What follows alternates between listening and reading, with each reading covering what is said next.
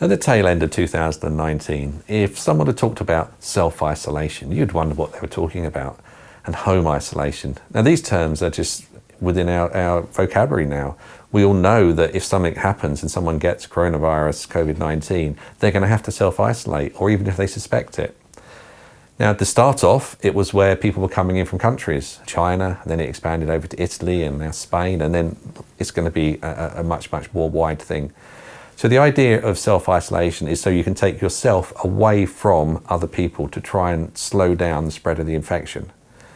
Different groups get isolated. It could be somebody who's come from another country. It could be somebody who suspects of having any types of cough or cold or any type of respiratory problem, fever, but also high-risk groups for protections. Currently, there's people who are being isolated because they're over the age of 70 or in a high medical risk group.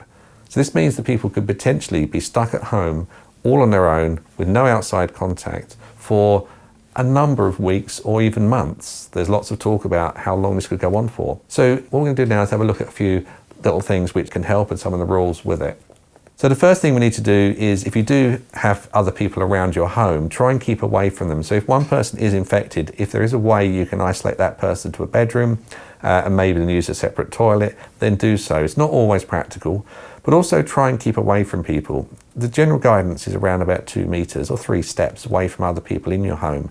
And also, if you get people delivering goods to your door, they can leave it on the door and you can go and get it. One thing that a lot of the delivery companies are doing is not making you sign for stuff, because then you're sharing a pen, and also you're sharing the little electronic device where you put your signature down. So any boxes, bits and pieces you have, then also make sure you use alcohol hand gel or clean your hands as soon as possible. Now a time where we need to call on friends and family to help. So if you've got people can help, they can get food for you, they can look after you. Lots of things like video conferencing now and chats and things, so you can still keep in contact. Look out for somebody. If you've got somebody who's elderly and at risk, then keep an eye out for them. You know, you can talk to them from a distance quite easily. If you are in self-isolation, then it's important that you eat correctly and also drink. You need to keep yourself hydrated. You need to make sure you carry on taking your medications.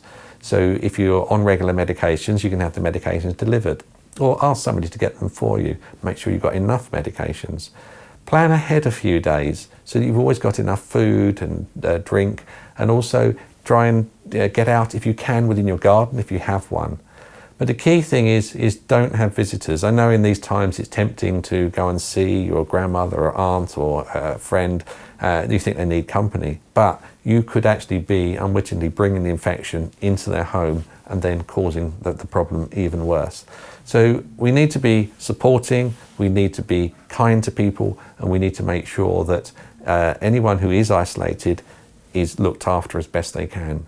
It could well come in many countries and many towns. It could well be that everyone has to self-isolate and everyone has to stay off the streets. So we need to start being vigilant and start planning now.